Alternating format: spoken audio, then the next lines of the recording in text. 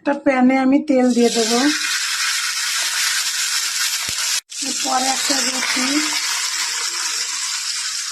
ওর পরে একটা ডিম, আমি আর একটা ডিমও দিয়ে দিচ্ছি।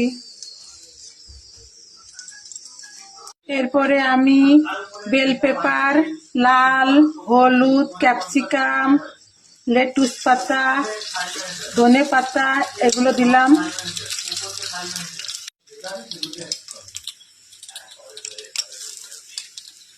বেল পেপার, গোলমরিচের গুঁড়ো,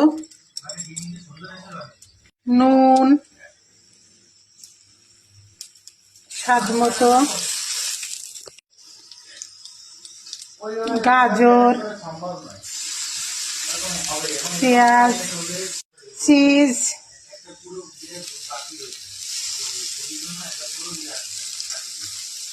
পরে আমি আর একটা রুটি দিয়ে দিচ্ছি, উল্টিয়ে দেব। এরপরে আমি আবার সস দিয়ে দেবো ওপরে।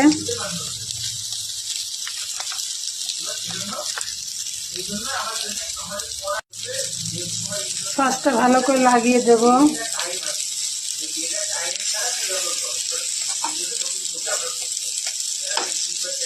আমি আবার লেটুস পাতা দিয়ে দিচ্ছি একটু ওপর দিয়ে, একটু লেবুর রস দিচ্ছি চিপে,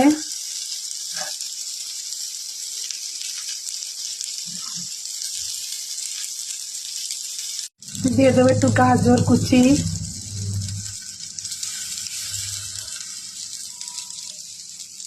চিজ দেবো।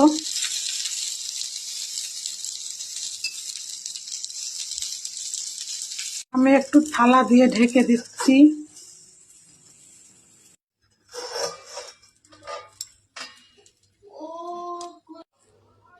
পরিবেশনের জন্য একদম রেডি।